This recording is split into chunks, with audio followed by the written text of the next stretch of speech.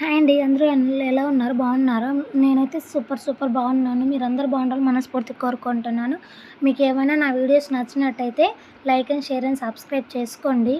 ఓకేనా? నేను చెప్పినట్టు క్రిస్పీ దోసలు ఎలా తయారు చేయాలో ఈ వీడియోలో చూసేద్దాం రండి. చూడండి, వీడియోలో చూపించినట్టు పర్ఫెక్ట్‌గా ఒక గ్లాస్ మినపప్పుకి 2 గ్లాస్ బియ్యం పోసుకోవాలి. నేను వీడియోలో చూపించినట్టు.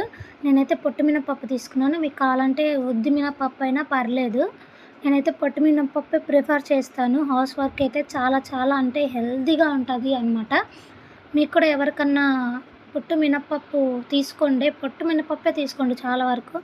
ఉద్దిపప్పు అయితే దాంట్లో ఉన్న ప్రోటీన్స్ అన్నీ గ్రైండర్లో వేసి పట్టేస్తారు. అందుకని 2 గ్లాసెస్ రైస్ తీసుకున్నాను. నేనైతే స్టోర్లో ఇచ్చే బియ్యమే వాడుతుంటాను. దోశలకు కానీ ఇడ్లీలకు కానీ ఇడ్లీ రవ్వ.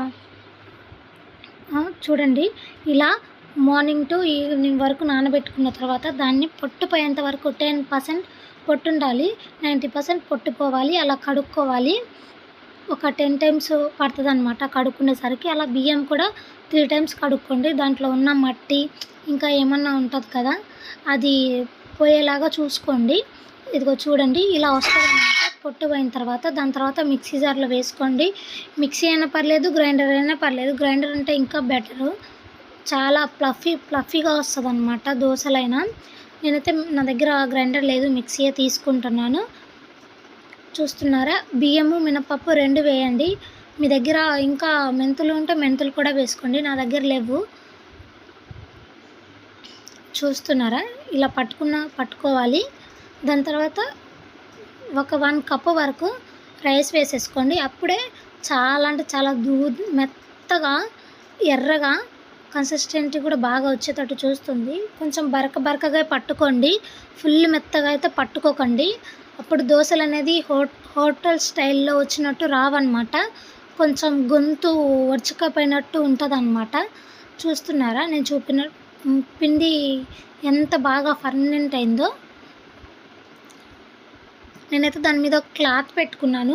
మీకు నచ్చితే క్లాత్ పెట్టుకోండి, లేకపోతే మీకు ఎయిర్ టైట్ కంటైనర్ ఉంటే దాంట్లో స్టోర్ చేసుకోండి. నా దగ్గర ఎయిర్ టైట్ కంటైనర్ అయితే లేదు. అలా 1 స్పూన్ సాల్ట్ వేసుకోండి.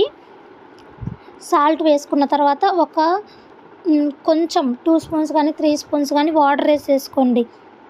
చూస్తున్నాను, నేను వీడియో చూపించినట్టు వాటర్ పోసేసుకోండి. 3 స్పూన్స్ కానీ 2 స్పూన్స్ కానీ వాటర్ వేసుకొని బాగా కలుపుకోవాలి. ఒక 3 or 4 మినిట్స్ కలుపుకున్న తర్వాత ఒక 5 మినిట్స్ పక్కన పెట్టేసుకోండి మూత పెట్టుకొని.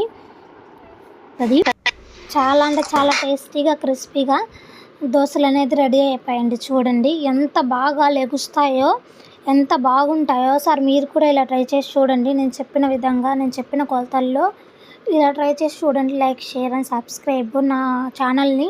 మీకు ఎవరికైనా నచ్చినట్టయితే మా వీడియోస్ వెనకై కూడా చూసి నచ్చితే లైక్ చేసి సబ్స్క్రైబ్ చేసుకోండి. Thank you.